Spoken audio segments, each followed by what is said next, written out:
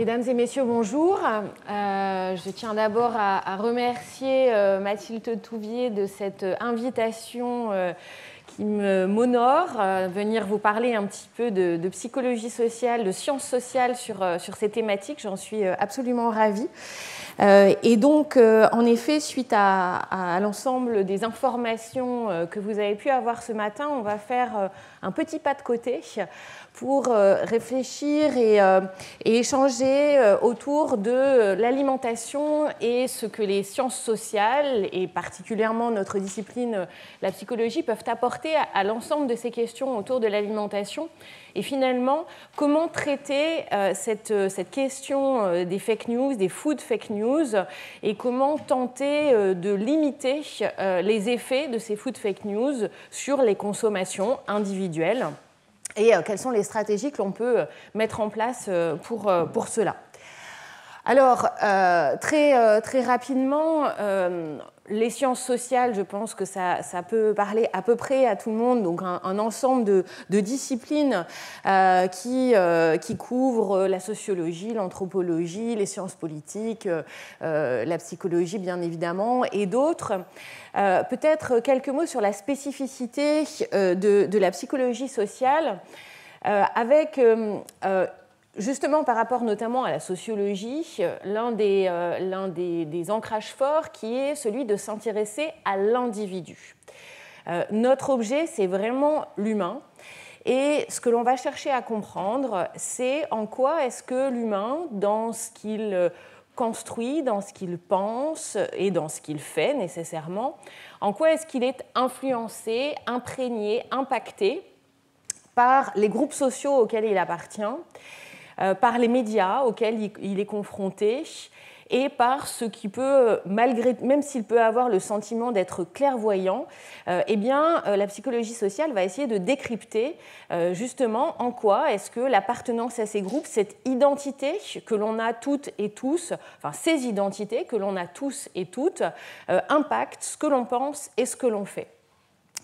J'ai pour habitude de dire que même le matin, quand on est tout seul dans sa salle de bain devant sa glace, finalement, tous les comportements qu'on va avoir, le choix de se coiffer comme ci, comme ça, de se maquiller, faire ci ou cela, eh bien, c'est empreint de tout le social et de toutes nos identités, puisque c'est lié à ce qu'on va faire dans la journée, aux gens qu'on va rencontrer, et puis ces personnes, eh bien, ce sera nos collègues, nos amis, notre famille, et tout ça, ça va impacter nos comportements. Et donc, c'est vraiment notre objectif en psychologie sociale, on le verra, des méthodologies extrêmement variées. Et c'est peut-être dans les sciences humaines et sociales la discipline, la psychologie, qui a recours à des méthodologies aussi diverses, c'est-à-dire qu'on va aller à la fois faire des expérimentations et puis on va à la fois faire des approches presque anthropologiques pour comprendre ces phénomènes d'influence. Parce que depuis toujours, on est amené à essayer de comprendre le comportement individuel et à le modifier dans un certain nombre de situations, ou en tout cas, nous, pas à le modifier, mais à donner les clés possibles de changement de comportement individuel, quelles qu'en soient les raisons, et ici plus particulièrement des raisons sanitaires. Donc voilà un petit peu pour cette discipline. Et on va essayer d'aller comprendre, en effet, quelles sont les influences et comment elles se jouent, notamment à travers un concept qu'on utilise beaucoup, pas uniquement en psychologie sociale, mais notamment dans cette discipline, qui est les normes sociales. On sait que les normes ont un impact fort sur nos comportements individuels. Et ici, je vous ai simplement mis un exemple d'une étude qui avait pu montrer à quel point, finalement, la perception de la norme sociale, ici sur la consommation de légumes, de fruits et de boissons sucrées chez des adolescents, a plus d'impact sur le comportement individuel que les comportements des pairs, en l'occurrence les autres adolescents. C'est-à-dire que finalement, ce qui détermine la façon ici dans cette étude dont un adolescent va décider de consommer, par exemple, les boissons sucrées, eh bien, c'est plus ce qu'il perçoit de ce que ses petits camarades consomment que ce qu'il observe réellement de leur consommation. Et donc ici, on voit bien que finalement, si on veut travailler cette question-là, il va falloir rebousculer, retravailler ces normes sociales. Et on sait à quel point, à l'adolescence, le groupe des pairs est absolument essentiel quant à son impact sur les comportements individuels, mais il est vraiment essentiel dans la norme et pas vraiment dans ce que les adolescents peuvent observer. Donc voilà un petit peu comment on va du coup travailler en psychologie sociale. Je vous ai mis juste un petit exemple, alors qui n'a strictement rien à voir avec le domaine de l'alimentation, mais qui est un exemple d'étude psychosociale extrêmement connue, vulgarisée et répliquée sous des formes très très variées, qui est l'expérience de Milgram et de la soumission à l'autorité. Ça aussi, c'est pour illustrer le fait qu'on va avoir des façons de travailler très différentes. Milgram a travaillé dans les années 70 sur les conditions de soumission à l'autorité. Et dans cette expérimentation très connue, on a un sujet naïf qui est impliqué dans une expérience où il est censé venir travailler plutôt sur l'apprentissage et la mémorisation. Et il est censé administrer des chocs électriques à un individu qui est alors plus ou moins proche de lui. En l'occurrence, sur cette photo, il l'est. Parfois, il est dans une autre pièce, derrière une vitre. Il y a plein de réplications et avec des variables un petit peu contrôlées de ce type-là. Et on observe finalement notre individu naïf qui est devant un tableau avec tous les chocs électriques qui vont jusqu'à 450 volts et sur lesquels, à la fin, on a clairement une tête de mort qui explique qu'administrer ce choc-là, il y a un danger pour la vie de la personne. Mais comme cette personne naïve est soumise à un expérimentateur qui lui dit qu'il doit administrer les chocs, que c'est son rôle et qu'il doit suivre les raisons pour lesquelles il est là, eh bien, on observe qu'on a jusqu'à 60% des personnes qui vont administrer les chocs électriques mortels.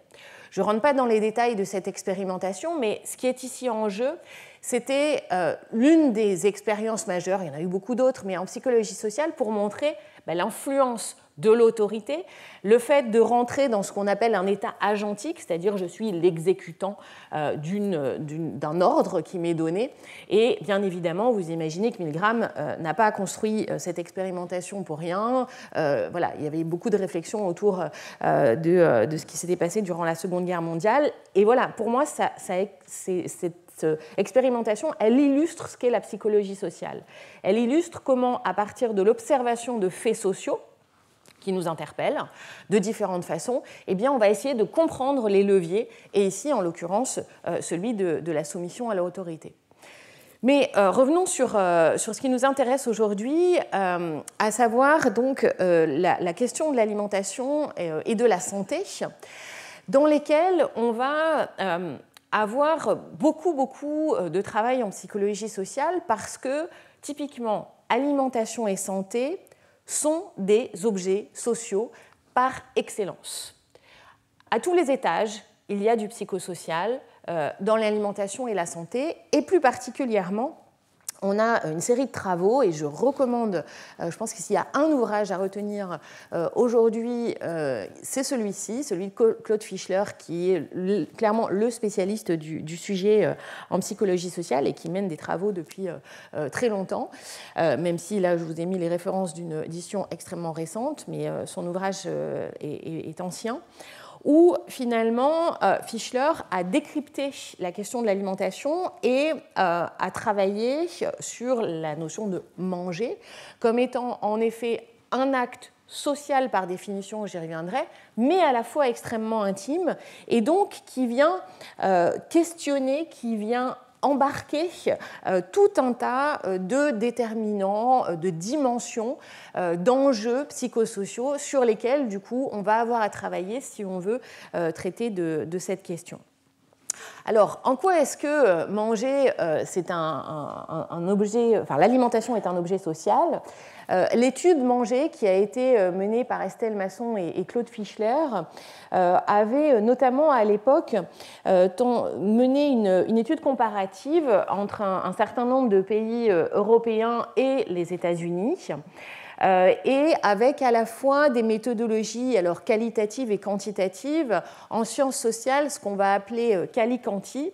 Ça va être pour les approches qualitatives soit des entretiens qu'on va mener avec des personnes où on va leur demander de raconter, d'expliquer pourquoi elles ont tel ou tel comportement. Donc on est vraiment sur ce qu'on appelle des verbatims. Hein. On enregistre la personne et après on fait des analyses avec des méthodologies très précises pour analyser ce discours qui est produit. Et ça, on peut le faire aussi avec des collectifs de personnes. On met plusieurs personnes autour de la table et c'est intéressant pour nous parce qu'en fait, quand on a plusieurs personnes, les personnes justifient leur comportement et on va beaucoup plus loin que quand on a juste quelqu'un qui raconte pourquoi il a tel ou tel comportement. Et puis les méthodologies quantitatives, ça va être plutôt des questionnaires qu'on va associer, par exemple, exactement comme ça peut être le cas sur l'enquête Nutrinet que Mathilde Touvier a pu évoquer jusque-là. On va poser des questionnaires, mais des questionnaires pour nous qui portent plutôt sur ce que je pense, ce que je fais, etc., mais avec les limites de ces questionnaires où on sait très bien que par exemple, dans un questionnaire, on a tendance à plutôt donner une image favorisée de soi-même, hein, des biais de désirabilité sociale qui sont assez classiques, mais justement, nous, on travaille pour essayer de détourner la façon de poser les questions et accéder au mieux à ce que les gens pensent et font réellement. Et donc, ici, dans cette étude menée auprès de 7000 personnes, clairement, ces collègues avaient croisé justement les méthodologies, et c'est comme ça qu'on a des données scientifiques les plus solides, parce que justement, on ne recueille pas la même chose en quanti et avec des approches plus qualitatives. Et ils avaient montré à quel point, justement, notamment entre les pays européens et particulièrement la France et les États-Unis, les raisons la façon dont les personnes expliquent que manger est important pour eux et ce à quoi ça renvoie pour eux, on a clairement des enjeux de sociabilité et de commensalité plutôt côté français, et côté américain, eh bien, on avait une vision de l'alimentation et de ce fameux manger qui était plutôt orienté sur la nutrition. Donc, cette étude, elle a été en plus répliquée en plusieurs vagues. C'est une étude Princeps qui peut donner beaucoup d'éléments de compréhension, et il y en a tout un tas d'autres, mais c'était surtout pour vous illustrer à quel point on est sur un objet social complexe qu'il faut approcher de différentes façons et qui, malgré ces fameuses approches qualitatives et quantitatives complémentaires, pose toujours des questions méthodologiques de validité, ne serait-ce que dans justement la formulation des questions, comment comparer dans des pays aussi différents des choses qui peuvent faire sens avec des habitudes, des symboles, des ancrages culturels qui peuvent être extrêmement différents. Un autre auteur que je souhaitais citer et que je vous recommande aussi, qui est Sadi Lalou et qui est aussi un psychologue social qui a traité de ces questions autour de l'alimentation en justement distinguant bien les dimensions psychologiques, psychosociales et culturelles, et en intégrant aussi une idée sur laquelle je reviendrai un petit peu plus tard, lié au fait que dans l'acte de manger, il y a une dimension émotionnelle qui n'est pas toujours évidente à traiter, parce qu'elle n'est pas facile à mesurer, à capturer scientifiquement, et pourtant, on sait qu'elle est importante. Évidemment, il y a toute la place des rituels sur lesquels je vais revenir juste après, mais là aussi, un ouvrage de référence que vous pouvez consulter. Alors, de façon plus générale, avant d'aller sur le terrain du lien avec la santé, l'alimentation en sciences sociales, c'est un objet qui a traversé l'histoire, le temps.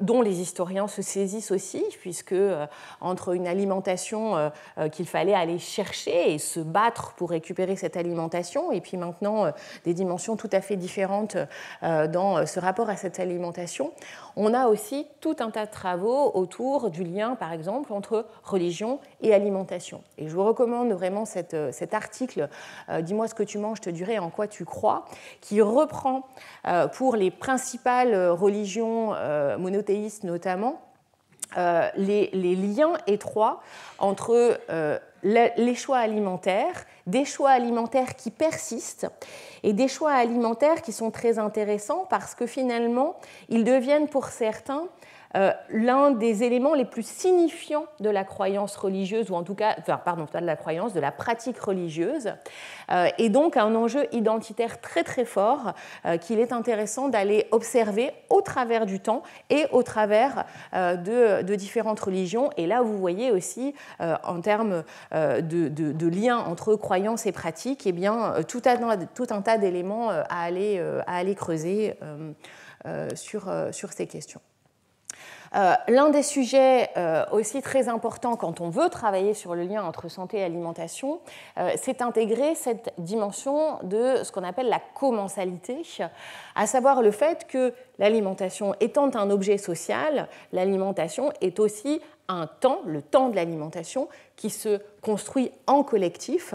Et donc, cette dimension de la commensalité, on sait qu'elle va impliquer tout un tas justement de rituels, tout un tas de pratiques spécifiques, qu'elle intègre évidemment ces dimensions socio-culturelles. Et donc, on a toute une série de travaux qui sont menés sur ces questions-là. Et je vous ai cité, même si ce n'est pas parce que je suis lyonnaise, mais quand même, l'Institut Paul Bocuse, qui a été renommé très récemment, mais qui, du coup, a des équipes de recherche, puisqu'au sein de l'Institut Paul Bocuse, il y a tout un tas d'écoles vraiment centrées sur la question de la cuisine, mais il y a aussi des équipes de recherche qui travaillent ces questions-là, donc en sciences sociales, en sciences cognitives et en sciences de la nutrition et des aliments, donc avec tout un tas de travaux extrêmement intéressants.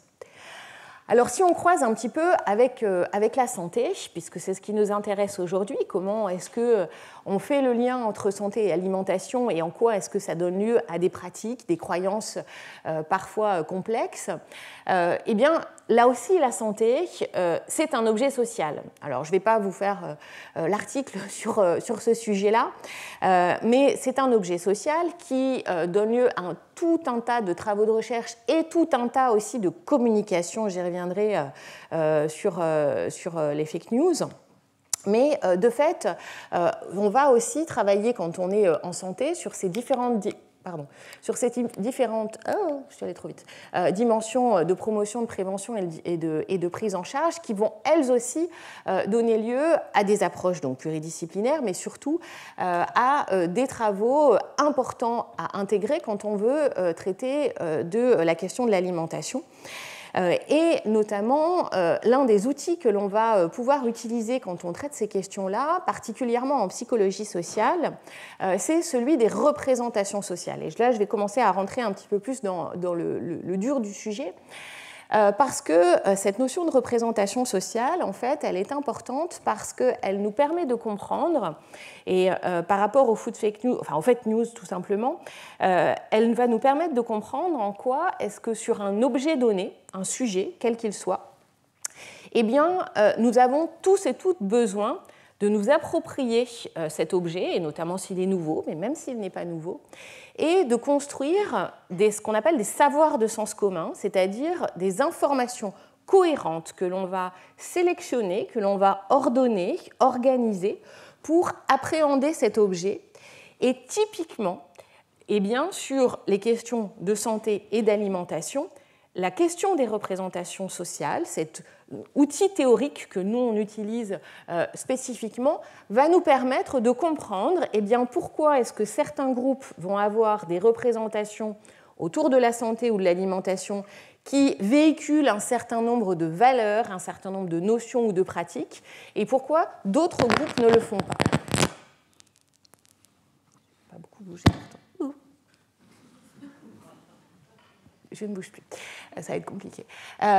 Et donc c'est un outil théorique qui va nous être très utile et qui est important à distinguer, par exemple, justement, des fausses informations qui peuvent être véhiculées, qui, elles, ne font pas forcément sens par rapport au système de valeurs des groupes qui vont être concernés. Et donc, du coup, ces représentations, donc, qui sont des formes de connaissances, qui sont vraiment socialement partagées, vont nous permettre de faire la différence entre les fake news, les réalités scientifiques et ce qui fait sens pour les personnes, comment elles construisent justement du sens et comment elles expliquent leurs pratiques, parce que bien évidemment, on a toujours besoin d'être cohérent entre ce qu'on pense et ce qu'on fait, donc on va chercher des informations pour justifier de cette cohérence, et cela va nous être extrêmement utile pour travailler ces questions-là. Et donc particulièrement, ça va être intéressant d'aller questionner ces représentations sur l'alimentation et sur la santé, particulièrement chez les plus jeunes, puisqu'on sait à quel point c'est important d'appréhender ce qui va se jouer chez les enfants étant de futurs consommateurs adultes. Et donc, je vais illustrer ça avec des données un petit peu plus précises d'une étude menée au Canada il y a quelques années et qui avait questionné vraiment très précisément les représentations sociales de l'alimentation et de la santé auprès de deux publics, des adultes avec des parents et des enseignants, et des enfants, donc on est chez les Canadiens, c'est un petit peu décalé, mais fin de primaire et tout début de collège, si je me souviens bien. Ici, là aussi, très classiquement, on utilise ces fameuses méthodologies mixtes où on croise les données qualitatives et quantitatives. Et en fait, quand on veut travailler les représentations, on a un outil très très pratique qu'on appelle les associations libres. Quand vous dites quels sont les premiers mots qui vous viennent à l'esprit par rapport à un mot inducteur, donc ici en l'occurrence santé ou manger, eh bien les premiers mots qui viennent sont souvent assez représentatifs de ce qu'est la représentation. Et vous allez voir, on va les comparer et on va regarder justement s'il y a des différences en fonction des groupes. Et donc ici, on a commencé sur le mot manger et on est plutôt chez les adultes dans un premier temps. Et on voit des choses qui se passent très très rapidement juste sur ces mots inducteurs, étayés par les entretiens bien évidemment et les verbatims recueillis auprès des personnes par la suite. Et on voit très rapidement qu'il y a des éléments qui permettent de distinguer la façon dont les uns ou les autres considèrent l'acte de manger, avec la place du niveau socio-économique, où les personnes qui rapportent des niveaux socio-économiques plus élevés vont considérer vraiment que manger renvoie à un acte de plaisir, alors que les personnes avec un niveau socio-économique plus faible, on renvoie plutôt à un acte nutritionnel.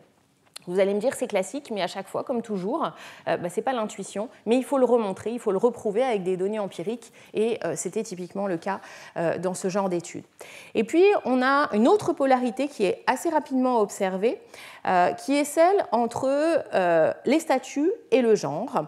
Et on voit notamment ici que à la fois les enseignants qui sont interrogés ici dans le cadre de leur rôle d'enseignant, et c'est important, mais aussi les hommes considèrent plutôt l'acte de manger en termes quantitatifs, alors que chez les femmes et les personnes dont l'identité saillante est celle de parents, sont plutôt sur la régularité, les repas qui sont, les activités qui sont associées au fait de manger, et donc avec un souci et déjà le lien avec la santé qui ressort à la fois chez les parents et les femmes, et que l'on observe de façon très classique aussi en fonction du genre, avec cette fameuse dimension fonctionnelle de l'alimentation et le lien avec les effets sur la santé qu'on ne retrouve pas chez les hommes qui sont plutôt sur le repas en tant que tel, et cette fameuse notion de commensalité.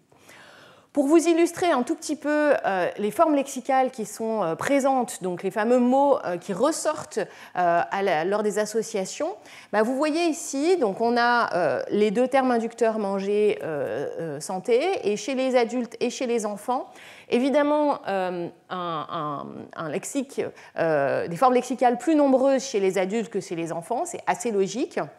et aussi une diversité un petit peu plus importante. Et vous voyez ici rapidement que la place de la santé n'est pas tout à fait exactement la même.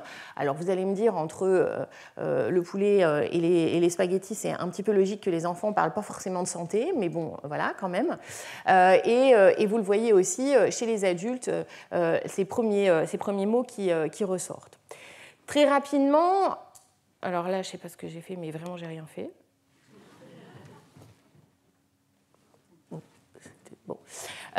Sur les associations autour toujours du terme manger chez les enfants, ici on va avoir une première polarité qui ressort elle aussi entre les enfants plutôt de milieux défavorisés, les plus jeunes et les filles qui vont avoir une vision plutôt abstraite et intentionnelle de l'acte de manger, alors que les enfants de milieux favorisés et les garçons et les plus âgés sont eux déjà sur des éléments beaucoup plus concrets, et ça rejoint ce qu'on voyait déjà tout à l'heure chez les hommes adultes, sur la commensalité, sur les conditions dans lesquelles le repas se déroule. Et une deuxième dimension aussi qui ressort de façon assez intéressante, qui est la place des préférences alimentaires et des habitudes, qui n'est absolument pas la même selon toujours cette polarité garçon-fille et niveau socio-économique plus ou moins élevé. Et vous le voyez, des différences de genre qui ressortent ici. On a regardé la même chose chez les enfants et les adultes, avec toujours l'inducteur qui, pour le coup, là, n'est plus manger, mais qui est santé. Ce qui ressort ici, c'est une première opposition entre des visions plutôt dites optimistes et des visions plus pessimistes dans leur rapport à la santé, dont on verra qu'elles sont assez cohérentes avec les représentations autour de la santé qu'on retrouve en population générale française, et avec ici aussi un rôle de parents et d'enseignants. Une fois encore, je rappelle, les enseignants sont interrogés en tant qu'enseignants, donc en tant que garants finalement de la santé des enfants à l'école, donc ce qui peut aussi justifier cette opposition. Et là aussi, on voit que le niveau socio-économique ressort de façon assez significative. Et si on regarde cette vision de la santé, pour le coup, chez les enfants, eh bien, pour un certain nombre d'entre eux, on voit qu'on a des facteurs socio-économiques et de genre qui ressortent dès le plus jeune âge, avec une vision très proactive et très orientée sur l'organisation pour les garçons, et puis sur les filles, une vision un petit peu différente que l'on va retrouver chez les femmes. Donc on voit les conditions de socialisation de genre qui déjà sont très très présentes dès le plus jeune âge. Quelques mots justement pour inscrire cela dans des travaux anciens mais néanmoins toujours très très pertinents autour de qu'est-ce que c'est que la santé et comment la population, donc ici on est vraiment en population générale française, se représente ce que c'est que la santé, parce que vous allez voir, ça fait le lien avec un certain nombre de dimensions relatives à l'alimentation par la suite. Les travaux de Claudine Herzlich avaient montré 3 grandes théories dans la façon de percevoir la santé que l'on retrouve dans tout un tas de réplications. C'est pour ça que j'ai préféré prendre l'étude Princeps. À la première conception, c'est vraiment une partie de la population qui considère la santé comme étant l'absence de maladie. À partir du moment où je ne suis pas malade, alors c'est que je suis en situation de santé. Une autre partie de la population est plutôt sur une forme de santé comme un capital. Un capital du coup, qu'il faut entretenir. Et vous voyez qu'ici, la question de la façon dont je me nourris dans ce capital peut avoir un certain nombre de répercussions. Alors que pour la troisième grande conception de la santé, c'est plutôt la santé perçue comme un équilibre. C'est-à-dire qu'ici, pour le coup, on ne considère pas que la santé, c'est l'absence de maladie, mais c'est le fait que la maladie ne prenne pas trop de place et qu'il y ait un équilibre aussi dans les différentes dimensions de la santé, qu'elles soient physiques, psychiques ou sociales. Et en quoi est-ce que cette santé, justement, ou cette absence de santé ou cet équilibre précaire de la santé peut m'empêcher de mener mes activités quotidiennes et notamment les activités sociales. Et ces perceptions de la santé peuvent nous être très précieuses pour comprendre justement un certain nombre de possibles comportements alimentaires. Je vais passer parce que je me rends compte que vraiment, sinon je ne vais pas arriver à mon sujet d'aujourd'hui. Et donc, mais c'est parce qu'on a pris du retard. Donc, recontextualiser un petit peu les choses. Donc, vous avez des outils théoriques offerts par la discipline pour comprendre finalement ce que les gens pensent et comment ils expliquent leur comportement. Depuis quelques années, on a la survenue d'Internet et l'accès à des sources d'informations infinies qui vont venir bousculer un certain nombre de ces façons de construire des représentations, même si on sait que ces représentations, elles se construisent dans l'interaction avec les groupes sociaux, elles ne se font pas toutes seules dans notre coin. Et donc du coup, l'enjeu va être ici de comprendre comment est-ce que tout ceci est bousculé par le contexte social, notamment en termes d'accès à l'information, qui a pu évoluer autour des questions d'alimentation et de santé. Et donc, typiquement, on introduit cette notion de fake news. Mathilde Touvier l'a présentée tout à l'heure. Vous voyez qu'elle a été décryptée et en effet, l'INSERM a produit un document vraiment très, très pertinent sur le sujet. Nous, ce qui va nous intéresser en sciences sociales, ça va être de comprendre, finalement, il y a des concepts qui nous permettent d'appréhender ce que sont les représentations, les croyances et tout un tas d'autres éléments. Qu'est-ce que c'est que ces fake news? Comment on les positionne? Comment on arrive à les expliquer, à les anticiper, à les contrer? De quoi on parle du point de vue des sciences sociales? Ici, on n'est pas sur le contenu, mais sur qu'est-ce que c'est que cet objet qui a débarqué il n'y a pas très très longtemps. Clairement, l'élection de Trump et le Brexit qui ont mis les fake news au devant de la scène. Et ce qu'on peut observer, c'est qu'on a 4 grands usages que vous avez ici autour de ce terme de fake news. Il y a un premier usage qui est journalistique. C'est un vrai enjeu pour justement les journalistes, le monde de la presse, que d'être capable de dire que c'est une fake news parce que cela positionne cette information par rapport à leur propre type d'information et leur propre façon de communiquer sur des informations. Ici, l'idée, c'est de dire qu'une fake news n'est pas produite par des journalistes parce qu'il manque de savoir-faire, il manque de savoir-être, et que c'est une information qui arrive sur la scène sociale, mais qui n'est pas produite par ce monde-là. Donc c'est vraiment un vrai positionnement pour le monde journalistique que de considérer une information comme étant une fake news. Ensuite, on a un usage de sens commun. L'usage de sens commun qu'on observe sur les RSN et les réseaux sociaux numériques et qui fait l'objet de beaucoup de satires. Vous avez, je pense, toutes et toutes entendu des façons de présenter les fake news de façon plutôt humoristique. On a ensuite un usage politique. Je pense que je n'ai pas besoin d'illustrer cet aspect-là, c'est probablement le plus connu. Donc reprise dans un certain nombre de discours ou d'échanges politiques. Et puis justement, il y a l'usage scientifique. Et nous, l'usage scientifique, ce qui va être important pour nous, c'est d'arriver à comprendre quelle est la place des fake news, notamment par rapport à 2 autres concepts qui sont très largement travaillés par les sciences sociales et depuis très longtemps, qui sont le concept de rumeur et le concept de propagande. Et donc ici, l'objectif, ça va être de se dire, est-ce qu'une fake news, c'est une rumeur? Par rapport à tous les travaux qui ont été menés sur les rumeurs, est-ce qu'on parle de la même chose? Et finalement, est-ce que le fait qu'on passe par ces fameux réseaux sociaux, par le numérique, a amené à ce que ce soit quelque chose de différent ou pas? Alors, les rumeurs, ont été clairement un objet d'intérêt dans le domaine des sciences sociales et notamment en psychologie sociale juste après la Seconde Guerre mondiale. Il y avait beaucoup de sujets qui ont été traités après la Seconde Guerre mondiale, qui ont interpellé les chercheurs.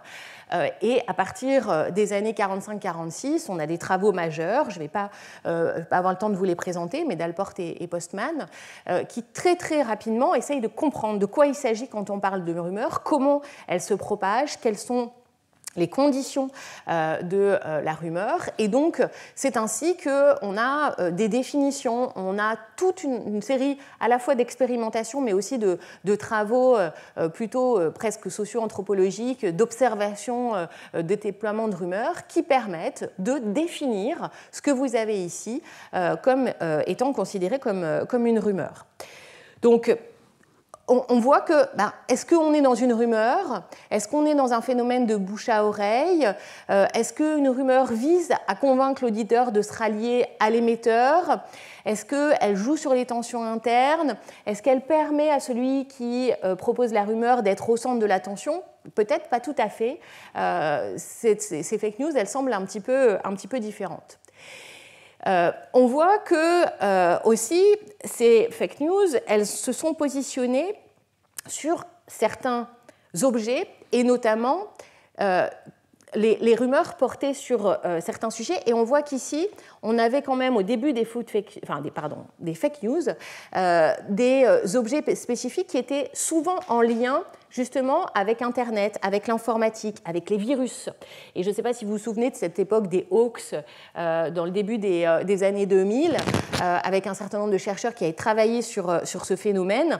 Les hoax, c'était des informations, mais vraiment sur ce qui par exemple, pouvait contaminer les ordinateurs. Enfin, on était très ciblés au départ dans la façon dont ces informations se propageaient sur justement ce qui touchait Internet. Et on n'était pas sur des questions d'alimentation ou de quoi que ce soit. Et donc, là, on voit bien qu'on est encore sur un autre sujet. Et puis, on voit surtout le fait que ces informations qui circulent sur le réseau, elles ont un certain nombre de spécificités. Elles ont des spécificités en termes de favorisation de l'entre-soi et de polarisation sur un objet. Et ça, ce sont des phénomènes d'influence sociale, notamment la polarisation, qui ont été travaillés en psychologie sociale. Et elles sont liées aussi à toutes ces façons de communiquer, les fameux likes, les retweets, etc. etc. Donc finalement, on voit bien que clairement, ces fake news, elles sont quand même très liées à Internet et qu'elles ne reflètent pas exactement ce qui a pu être mis en évidence sur la rumeur. Et de la même façon, quand on essaye de regarder un petit peu le lien avec la propagande, où là aussi on a toute une série de travaux qui ont été menés sur propagande et complotisme, on voit bien qu'ici, on a des façons de fonctionner qui ne sont plus verticales comme elles ont pu être décryptées et analysées sur des propagandes classiques, mais qu'ici, on est plus, pour le coup, comme la rumeur, sur des façons d'être transmises plutôt horizontales via les réseaux sociaux et donc via des pairs, entre guillemets, et non pas des personnes qui pourraient être dans des positions hiérarchiques qui sont différentes. Et de la même façon, on est obligé, quand on essaye de comprendre le positionnement de ces fake news, d'observer ce qui a pu être fait sur les notions de complotisme. Et alors là, en plus, depuis le Covid, on avait déjà beaucoup de travaux sur le complotisme depuis longtemps, mais là, on a vraiment une résurgence de thèses complotistes, quelles qu'elles soient, que ce soit de la Terre plate, je ne parle même pas du vaccin ou autre sujet. Et donc, ici aussi, d'essayer de comprendre finalement qu'est-ce qui se joue dans le complotisme, dont on sait qu'il y a des dimensions, donc elles sont à la fois cognitives, il y a clairement un phénomène de sélection de l'information et de biais cognitifs dans le fonctionnement du complotisme, mais il y a aussi des dimensions justement émotionnelles, affectives, idéologiques bien évidemment. Et on voit ici que nos fake news, on peut les positionner plus ou moins en lien avec ces travaux sur le complotisme. En tout cas, ce qui est important, c'est d'être capable de les positionner par rapport aux outils et ce qu'on est capable, nous, de mesurer. Parce qu'en fait, l'enjeu derrière, c'est comment est-ce qu'on mesure tout ça, qu'on comprend quel est le contenu de ces informations erronées et d'où elles viennent, et du coup, comment est-ce qu'on va pouvoir travailler là-dessus. Ici, on voit bien que nos fameuses représentations, évidemment, ce n'est pas ça, mais c'était pour bien faire le distinguo entre les deux, et que ces fake news, elles sont bien des informations, donc évidemment, qui sont mensongères, qui sont biaisées, mais qu'elles vont avoir un certain nombre de spécificités. Et dans l'une de ces spécificités, il y a ce fameux contexte de post-vérité sur lequel je vais revenir et qui peut s'opérationnaliser de différentes façons, donc la satire ou le contenu manipulé notamment. Pardon. Oui, et attendez. Pardon, oui. Et elles s'inscrivent donc, alors ça c'est vraiment très très important et c'est un enjeu par rapport à ce qu'on disait tout à l'heure sur l'usage journalistique, elles s'inscrivent toujours dans des contextes de post-vérité, donc c'est là où on a aussi le lien avec le complotisme, où en effet on donne le sentiment qu'on va enfin donner cette information qui a été cachée possiblement par les médias.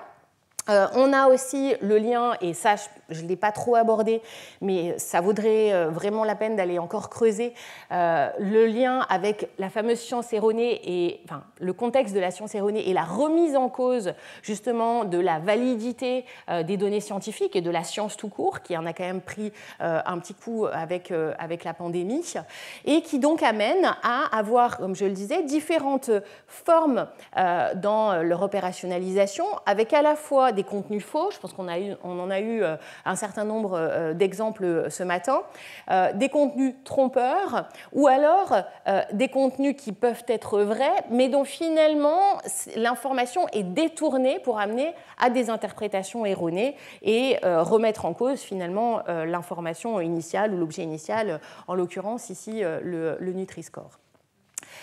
Donc, sur nos food fake news, on est exactement dans cette situation-là qui s'applique particulièrement à un objet qui est en plus un objet de croyance, de pratique, hein, on l'a vu jusque-là. Évidemment, je ne parle même pas d'un objet commercial avec tout un tas de lobbies extrêmement importants. Et donc, nous, la situation dans laquelle on est actuellement, c'est de se dire qu'est-ce qu'on peut faire, comment on peut contrer l'effet de ces fake news dont on ne pourra pas contrôler la diffusion. Et donc l'un des outils sur lesquels on va pouvoir travailler est celui de la littératie alimentaire. Alors la littératie, c'est un concept qui est quand même assez récent et qui ne touche pas que l'alimentation, mais qui touche beaucoup la question de la santé et puis qui s'applique aussi, là en ce moment on travaille sur la littératie scientifique parce qu'on voit bien que, et j'avais une discussion hier à l'INCA sur l'Institut national du cancer sur d'autres sujets où on voit bien que cette question de la littératie, elle s'applique à tout un tas de domaines et avec des implications pour nos questions particulières autour de la santé. La littératie, c'est quoi ? C'est la façon dont les personnes sont en capacité de s'approprier des informations, de savoir où aller rechercher des informations. Vous avez eu toute une série de sites qui vous ont été cités tout à l'heure. Justement, comment est-ce qu'on arrive à se dire ça c'est un site qui est fiable ou pas, et aussi, et ça c'est très important, la capacité à remettre en cause ces informations, avoir un regard critique sur ces informations. Et donc, c'est un concept qu'on traite vraiment très largement. On a un réseau, je vous renvoie au site parce qu'il est très très bien fait si c'est un sujet qui vous intéresse. Et c'est un levier qui est important parce que c'est aussi un levier, j'y reviendrai tout à l'heure, de travail autour des inégalités sociales de santé, dans le sens où, certes, il peut y avoir un lien entre niveau d'éducation et littératie, il n'est pas si évident que ça. Mais surtout, la littératie, c'est comment donner les moyens à toutes les populations, quel que soit leur niveau d'études, leur niveau socio-économique, de s'approprier des informations et de les utiliser par rapport à leur santé.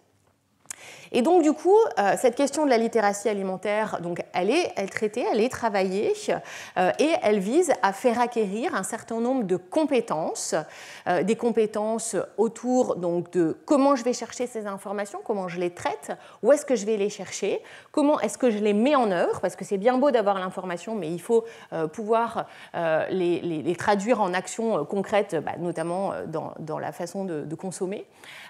Et évidemment, en essayant essayant de contrer un certain nombre de ces inégalités alors, sociales, culturelles, économiques, territoriales. Ça va être un autre sujet. Et donc, bien évidemment, par exemple, la question de la littératie alimentaire pour des parents par rapport à l'alimentation des enfants, je ne vais pas trop en parler, mais c'est un vrai sujet. Et donc, quand on travaille sur cette question de la littératie, vous voyez qu'on va avoir un certain nombre de dimensions sur lesquelles on peut travailler. Il y a des dimensions individuelles, donc très factuelles en termes de connaissances, y compris des connaissances culinaires dans la façon de préparer les aliments. Il y a des éléments qui ont trait plutôt à des évaluations de compétences internes. Est-ce que je pense que je suis capable de est-ce que je pense que je suis capable de mettre en œuvre des recettes, etc. etc. Et puis, après, il y a toute une dimension qui est plutôt sociale. Et là aussi, on peut avoir un rôle à jouer. Et ce qui signifie bien que la question de la littératie, elle ne se joue pas que dans le renforcement des compétences individuelles, mais il y a toute cette dimension sociale sur laquelle on peut travailler. Et donc, de façon très opérationnelle, ça se matérialise par savoir planifier, savoir gérer et faire le lien entre le budget et des menus, savoir lire des étiquettes, construire un regard critique sur ces étiquettes, et je pense qu'il y a de quoi faire sur la pluralité justement des étiquettes sur les produits alimentaires où beaucoup de personnes ne savent pas très bien lesquels sont entre guillemets sérieux ou pas, lesquels sont sanitaires ou commerciaux, vous en avez peut-être déjà parlé, préparés en tant que tels, et puis cette question de la commensalité aussi qui revient et qui est intégrée vraiment dans la question de la littératie alimentaire. Alors, je vais essayer de conclure, mais il y a quelques sujets importants que je voulais aborder. Donc, on sait qu'il y a des fake news, on travaille pour essayer de mieux les comprendre, et puis surtout, il nous faut des stratégies, des solutions pour amener la population à limiter l'effet de ces fake news sur leur comportement alimentaire. On a vu qu'on a des leviers, la littératie alimentaire, mais ça va avec la littératie scientifique et la littératie environnementale. Je reviendrai un petit peu tout à l'heure sur ce sujet-là. On a des outils de compréhension, il nous en faut encore. Quand on regarde la littérature scientifique, vraiment les données de sciences sociales disponibles sur les fake news, on a encore vraiment du travail à faire. Et on a du travail à faire aussi en lien avec la perception des risques. Mathilde Touvier l'a évoqué tout à l'heure. On ne peut pas contrer une consommation d'alcool, de tabac, un manque de sommeil, etc., à travers l'alimentation. Et ça, cette notion de perception des risques et la façon dont, d'un point de vue individuel, mais aussi psychosocial, chacun fait le lien entre des aliments protecteurs, des aliments à risque, et ce n'est pas facile, vous l'avez vu tout à l'heure, y compris dans les tableaux autour des facteurs associés à la survenue de cancer. Tout ceci est vraiment compliqué à appréhender pour la population générale, et donc là, on a un travail de meilleure compréhension de cette perception des risques et de lien avec la littératie, qu'elle soit alimentaire, sanitaire, ou justement scientifiques, parce que ces informations sur les risques, c'est des données scientifiques et elles ne sont pas faciles à appréhender pour tout le monde. On a des leviers, j'en citerai très rapidement un, parce que pour moi il est important, parce qu'il renvoie justement à ce qu'on peut faire en termes d'inégalité sociale de santé. On a des groupes sociaux qui sont particulièrement à risque, particulièrement vulnérables sur des consommations de produits ou en tout cas des vrais sujets sur lesquels on va avoir des fake news qui vont avoir encore plus d'effet sur leur consommation parce qu'on a des croyances culturelles derrière, etc. Il faut travailler ces questions d'empowerment. Il n'y a rien qu'on puisse résoudre dans quels que soient les collectifs si on comprend les raisons pour lesquelles les personnes construisent certaines croyances ou ont certains comportements, et donner les moyens à ces populations-là de traiter ces questions-là, c'est un vrai sujet et sur lequel nous pouvons vraiment, vraiment avancer. Et puis, surtout, deux sujets qui me semblent vraiment très, très, très importants. Actuellement, on voit bien qu'ici, on a traité du lien entre alimentation et santé en se centrant sur la santé humaine. et en observant en effet les effets de consommation de produits sur la santé des individus. Nous sommes passés à une autre étape depuis notamment la pandémie, les choses étaient un petit peu présentes avant, en considérant que finalement il n'y a pas que la santé humaine, mais il y a ce qu'on appelle l'approche One Health, une seule santé, et qu'il y a à présent un continuum entre la santé environnementale, la santé animale et la santé humaine. Et finalement, l'alimentation, elle est au cœur de tout cela. Quand on consomme un produit, que ce soit un légume ou que ce soit une viande, eh bien, ce produit, il a été produit dans des conditions environnementales, dans des conditions de santé animale, et on voit que le continuum qui peut à la fois être vecteur de pathologie, et c'est notamment le Covid avec le phénomène de zoonose dont vous avez peut-être entendu parler, qui a mis en avant cette notion de santé de One Health, mais on voit bien que l'alimentation est au cœur de cette approche où on ne peut pas déconsidérer la santé animale, la santé environnementale et la santé humaine. Et donc, clairement, il va falloir être capable de traiter de ces questions-là et de faire le lien, alors là aussi avec beaucoup de fake news, pour le coup, sur santé environnementale et santé animale, des lobbies, tout ce qu'on veut en termes de complotisme aussi et de rumeurs. Mais possiblement, c'est bien vers là que nous allons devoir aller pour traiter ces sujets-là.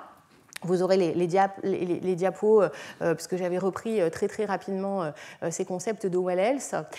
Et en fait, on le voit à travers ces phénomènes déjà qu'on peut observer de consomme-acteurs tels qu'ils peuvent se définir, où cette notion d'approche transversale de l'environnement à l'animal à la santé humaine est déjà présente.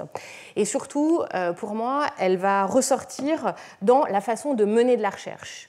Et j'aimerais terminer là-dessus.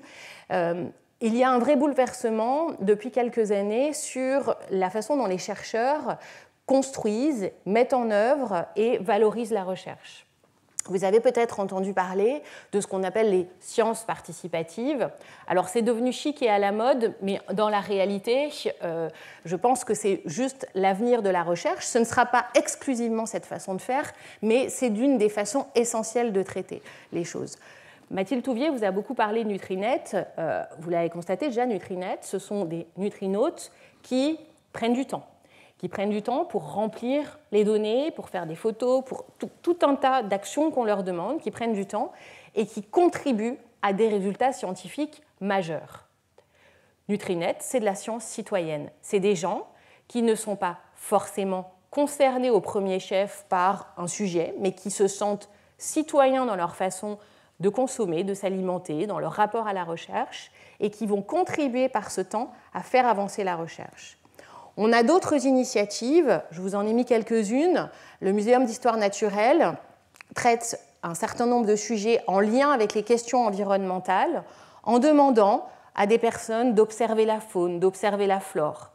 CITIC travaille sur la borréliose de Lyme et sur les maladies à tiques, en demandant aux personnes, lorsqu'elles se font piquer par une tique ou que leur animal se fait piquer par une tique, de leur envoyer cette tique pour construire ce qu'ils appellent une ticothèque, en indiquant où la tique a été récupérée, donc d'un point de vue géographique. Et sur la base de cette initiative CITIC, eh bien, on a cette fameuse ticothèque qui permet de comprendre où est-ce qu'il y a de la borréliose de Lyme ou où est-ce qu'il y a, ou plutôt surtout d'aller rechercher les autres agents infectieux qui sont présents dans les tiques et dont on sait que possiblement il y en a bien plus que ceux qui sont responsables de la borréliose de Lyme. Sentinelle, c'est une plateforme de recherche participative où on a 38 000 personnes qui sont inscrites. Un petit tiers, ce sont des personnes atteintes de cancer, pas du tout que de cancer du sein, mais c'était l'idée était partie du cancer du sein. Et on a 38 000 personnes qui sont là pour dire on veut bien contribuer à la recherche sur le cancer. Et du coup, eh bien, on leur propose de participer à des études qui sont validées, bien évidemment, par des équipes de recherche. Ça, c'est le début des sciences participatives, c'est-à-dire se positionner et dire moi, je veux bien contribuer à la recherche. J'ai le profil X, le profil Y, je me sens plus ou moins concernée par un sujet, mais je veux bien contribuer à la recherche. L'avenir, c'est d'aller encore plus loin et on le fait déjà dans un certain nombre de projets, c'est d'aller encore plus loin et de partir des besoins identifiés par les personnes pour construire des projets de recherche sur ces besoins. Je vous donne un exemple très simple. Dans un projet de recherche qui concerne des patientes atteintes de cancer, elles ont été formées à devenir des patientes chercheuses et elles ont listé tout un tas de thèmes sur lesquels elles auraient aimé que dans leur prise en charge, il y ait des projets de recherche qui permettent de comprendre ou d'éviter certains moments difficiles, voire très difficiles de leur prise en charge. Elles ont déterminé ensemble qu'il y avait un sujet qui était celui du vécu des troubles cognitifs. Je pourrais vous donner d'autres exemples, mais en l'occurrence, c'était celui-ci. On a observé que dans la littérature, il n'y avait pas de données scientifiques sur ce sujet-là, et donc nous avons co-construit avec elles un projet sur ce sujet. Ça veut dire qu'ici, on va encore plus loin que les sciences participatives qu'on observe dans ces initiatives et qui sont absolument indispensables, mais qu'on va construire à la recherche sur la base des besoins des personnes.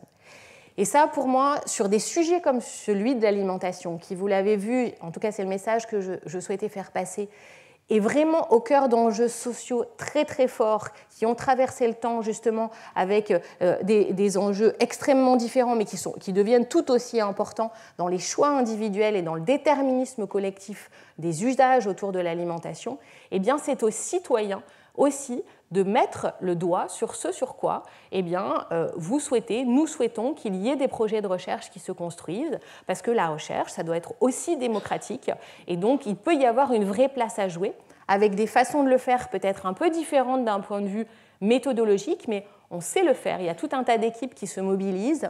L'INSERM est très mobilisé sur ce sujet-là avec une cellule qui va au-delà de la médiation scientifique, mais qui va vraiment sur la question de la co-construction. Et donc voilà, je souhaitais terminer sur cette, je pense, ouverture qui est à la fois celle du ONEL, c'est de la participation citoyenne à la recherche, parce que je crois que c'est vraiment l'avenir des travaux autour notamment de ces sujets qui sont au cœur des pratiques sociales. Donc voilà, je vous remercie de votre attention et je voulais juste remercier Maëva Piton qui fait sa thèse sous ma direction sur ces sujets, et c'est grâce à elle que j'ai pu aussi m'intéresser plus particulièrement et que j'ai le plaisir d'être ici aujourd'hui pour parler avec vous de ces questions autour de l'alimentation. Merci pour votre attention.